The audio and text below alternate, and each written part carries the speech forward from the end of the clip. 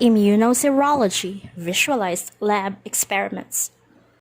Experiment number 3, serial dilutions. The principle of serial dilutions. Dilutions can also be made in series, in which the original solution is further diluted. A general rule for calculating the concentrations of solutions obtained by dilution in series is to multiply the original concentration by the first dilution, expressed as a fraction. This by the second dilution, and so on until the desired concentration is known. Several laboratory procedures, especially serologic methods, make use of a dilution series in which all dilutions, including or following the first one, are the same. Such dilutions are referred to as serial dilutions. A complete dilution series usually contains 5 or 10 tubes, although any single dilution may be made directly from an undiluted specimen or substance. In calculating the dilution or concentration of a substance or serum in each tube of the dilution series, the rules previously discussed apply. Serial dilutions are a set of dilutions in which the dilution factor is the same at each step. These are used to make high dilutions with a small number of test tubes and a minimal amount of diluent. This is commonly done to determine the strength or titer of a particular antibody in a patient's serum as a part of the diagnosis of the disease state.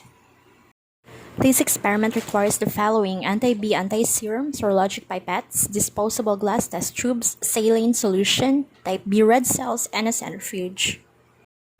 Before starting with the whole procedure, let's prepare first a 1:10 dilution of reagent anti-B anti-serum by adding 1 ml of anti-B to 9 ml of saline for every 10 ml of reagent desired.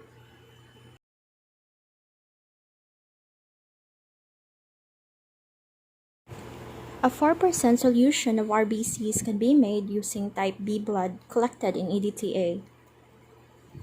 Spin the collection tube in a centrifuge for approximately 10 minutes at 1,500 RPMs.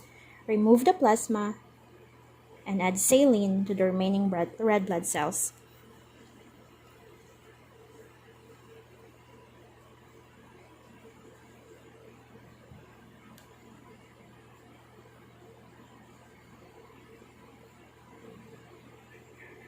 Spin again for 10 minutes and note the color of the saline wash on top.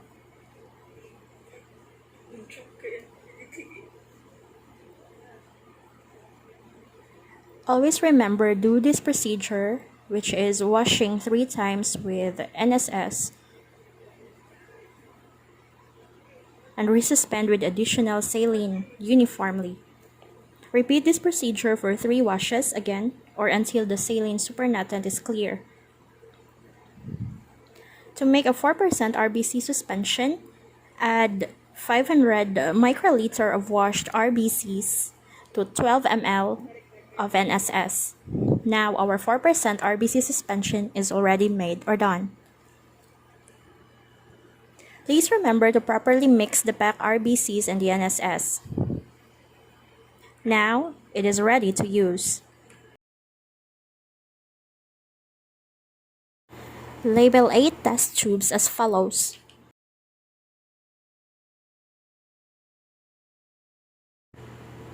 Using a 1 ml serologic pipette, add 250 microliter of saline to tubes 2 through 8. Again, add 250 microliter of NSS or saline to tubes 2 until tube 8.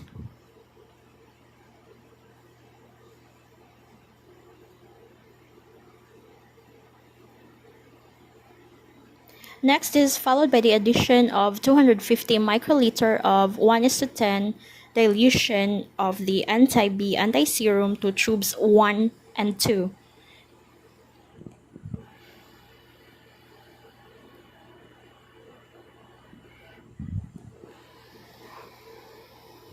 With a new serologic pipette, mix tube 2 by drawing fluid up and down 5 to 10 times or 7 to 10 times. Now transfer the contents of tube 2 to tube 3.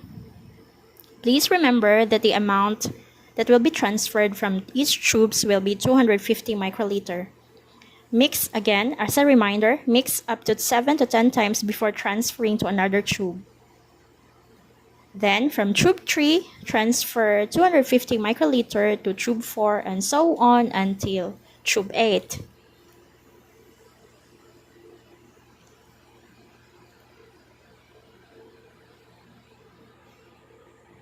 To reiterate, repeat the transfer and mixing process with the tubes 3 and 4 and so on through tube 8.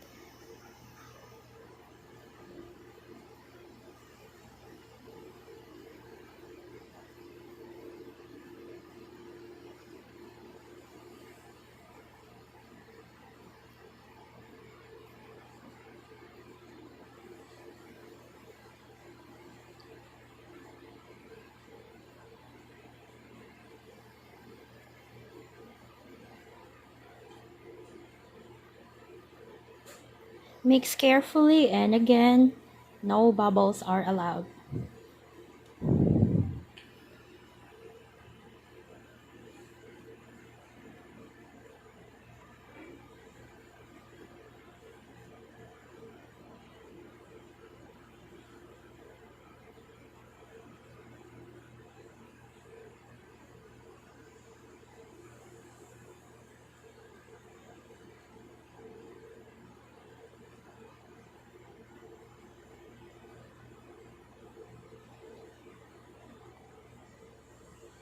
Please take note that after tube 8 is mixed, discard the last 250 microliter of the dilution.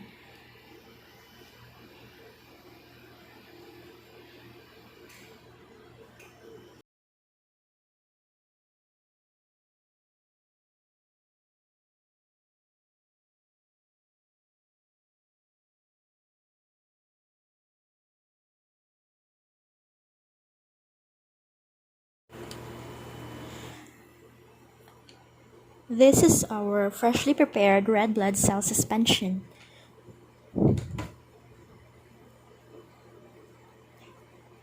And a 250 microliter of that suspension will be added to each tube from tubes 1 until tube 8.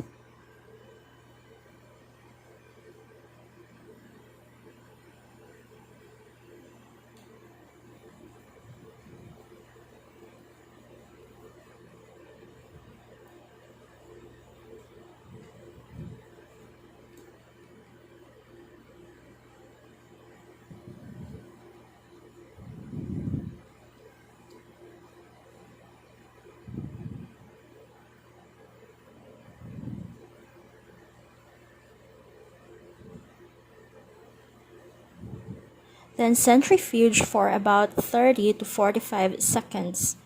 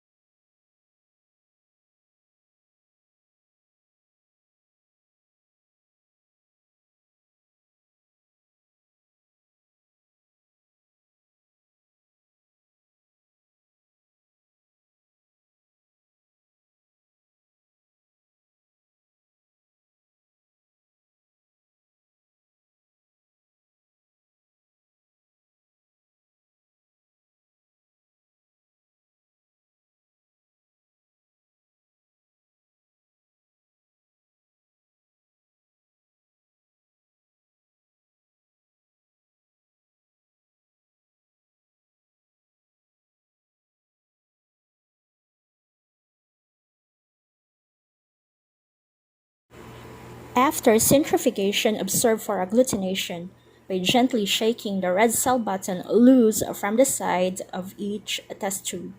A positive reaction is indicated by cells that remain clumped together after shaking. Note that the size of the clumps decreases with further dilution, but any visible clumping is considered positive.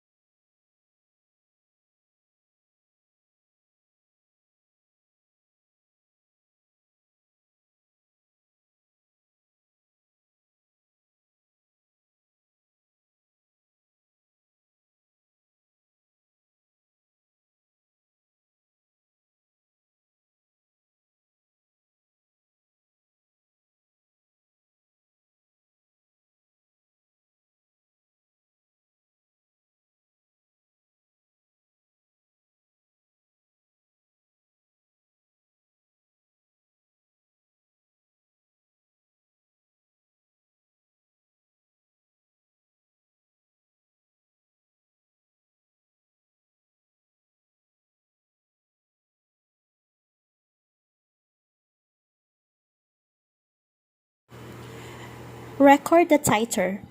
This is the last tube in which visible agglutination can be discerned.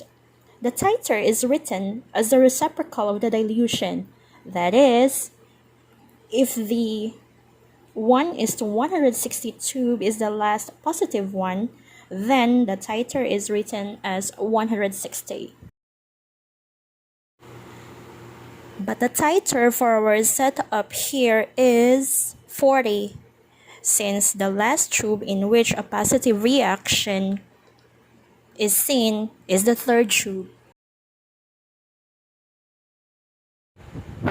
A positive reaction refers to a tube in which agglutination still can be seen.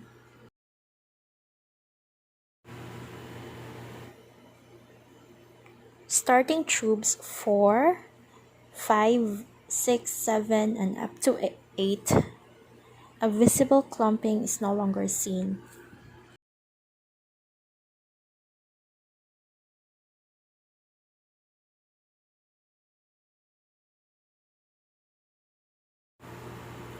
A negative reaction can be observed starting tube 4, progressing to tubes 5, 6, 7, and up to 8, which denote a negative reaction.